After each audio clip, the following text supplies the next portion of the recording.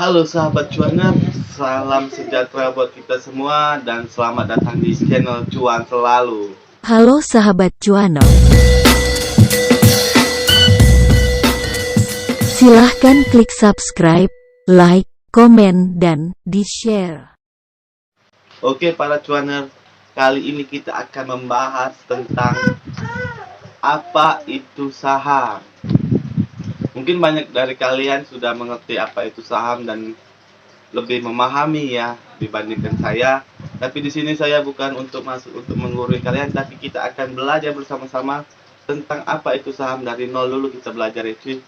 Karena di sini kita akan selalu membahas tentang saham, keuangan, finansial, aplikasi penghasil uang dan yang lain-lain. Nah, maka dari itu kita akan sama-sama belajar dan jangan just saya yang tidak ya cuy ya, karena saya juga masih di tahap pembelajaran tentang saham ini sendiri. Oke, langsung aja kita ke videonya, kita bahas langsung ya cuy. Oke, apa itu saham? Nah, jadi seperti ini cuy. Saham adalah surat berharga yang mencatat kepemilikan kita pada suatu perusahaan. Kok bisa kita memiliki saham berharga di sana, Bang? Nah, jadi seperti ini. Ya para cuaner, di dalam saham ada istilah yang disebut per lot. Nah, yang artinya satu lot itu sama dengan 100 lembar saham. Ya. Dan pastinya lot itu bukan berbentuk lembaran kertas, akan tetapi telah berbentuk digital, data digital. Kita itu memiliki apa sih ya? Bukan memiliki, kita itu memiliki suatu surat yang kertas kayak pemilikan BPKB motor gitu atau surat akte notaris sebuah tanah. Enggak, kita enggak ada itu, cuman kita punya suatu nanti dibuat oleh suatu perusahaan, itu buku rekening saham, dan di sana kita ada nominal saham yang kita miliki karena kita udah membelinya per lot. Nah, itulah yang disebut dengan data digitalnya cuy. Saham itu sendiri ada karena diterbitkan oleh suatu perusahaan saat akan mengumpulkan modal dari masyarakat. Nah, suatu perusahaan itu menjual sahamnya pada saat memang lagi genting ya cuy ya. Nah, di saat itulah kita bisa membeli suatu saham atau investasi saham kita di suatu perusahaan pada saat mereka akan mengumpulkan modal untuk kebutuhan perusahaan mereka. Nah, di sini juga dijelaskan penerbitan pertama suatu saham disebut IPO.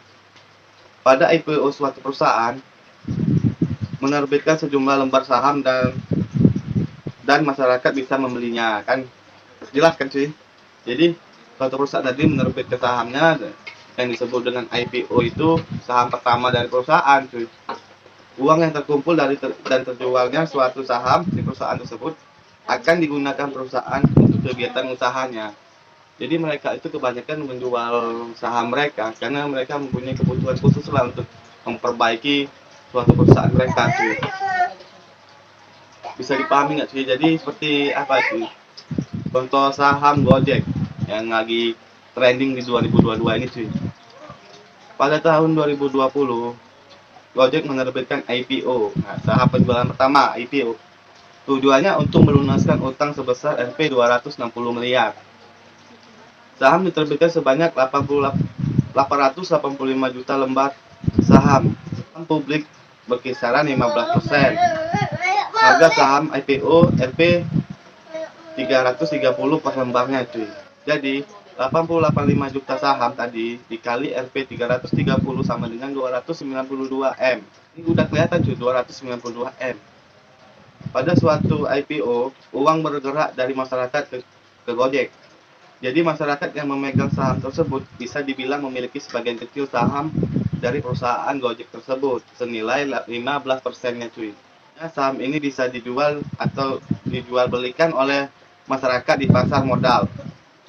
Transaksi yang terjadi berikutnya, uang yang sudah bukan masuk ke perusahaan Gojek, tapi akan memasuki ke siapapun yang akan melakukan transaksi jual beli saham tersebut. Mereka akan melangsungkan jual beli itu ketika saham IPO tadi sudah diluncurkan oleh suatu perusahaan.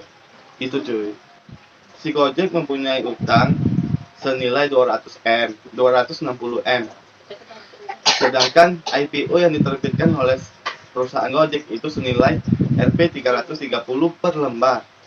Jadi, untuk mencukupi utang perusahaan Gojek 260 M tadi dikalikan 885 juta lembar saham yang dijual ke publik, itu dikalikan Rp 330 sama dengan 292 M.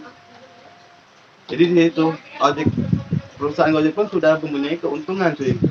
Kalian kurangin aja 292 dikurang 260, jadi totalnya itu cuy. Menjelaskan lagi cuy ya. Dan juga pasti banyak pertanyaan, kenapa sih bang kok harga saham bisa naik turun? Nah jadi gini cuy, kenapa harga saham bisa naik turun? Ini disebabkan karena setiap orang menghargai suatu saham berbeda-beda cuy. Kenapa itu? Bayangkan, untuk saham Gojek saja bisa jadi ada lebih 80.000 orang Indonesia yang main saham. Dan pada detik yang sama mereka bisa mempunyai pemikiran yang berbeda-beda tentang harganya. Udah permainan tengkulak lah sih ya. Kalian tahu tengkulak nggak? Apa bos-bos kayak gitu itu ya? Mafia besar lah. Dari sudut pandang apa sih mereka kok bisa menjualnya dengan harga yang berbeda-beda? Banyak sebab cuy. Ada 5 ya. Ini saya sebutkan. Yang pertama, kinerja perusahaan. Jadi banyak orang yang melihat dari kinerja perusahaannya. 1. Yang kedua, harga dan volume penjualan saham. Mereka melihat tentang diagram itu yang turun naik itu garis-garis itu cuy. Nah, ada yang mengerti tentang itu, jadi mereka tahu persis ini bakalan naik atau turun. Yang kedua tadi. Yang ketiga, rumor yang berbeda. Nah, rumor yang berbeda itu maksudnya gini, jadi ada orang yang bilang, oh bang, Gojek kemarin lagi ini bang, lagi turun harganya. Masa iya, oh udah saya serok ya. Nah serok itu berarti dia siap untuk menyetop saham itu waktu harganya lagi turun. Gitu guys. Jadi ada juga yang keempat, spekulasi. Nah jadi punya pemikiran spekulasi bakalan bulan depan nih bakalan harganya mungkin di atas 500 per lembar. Ada yang beli lebih dahulu, dibeli dengan harga murah. Nah itu gua bilang, ada yang bisa lihat diagramnya tadi. Nah itu dia melihat, gua belinya lebih murah, jadi gua lebih bisa lah untuk mainin harga. Nah gitu. Dan ada juga yang ngasal-ngasal aja atau ikut-ikutan. Ya contohnya seperti gua lah ya, ikut-ikutan ya. Gua belum sepaham seperti kalian para susu sekalian, para cuaner yang terhormat. Jadi gua di sini juga mungkin yang bagian yang ikut-ikutan, tapi gua punya feeling sendiri sih tentang apakah ini bakalan prospek atau tidak gitu sih ya. Nah itulah bagian tentang saham yang mungkin sekian dulu gua jelasin. Banyak juga yang kurangnya nanti gua sambung ke video selanjutnya.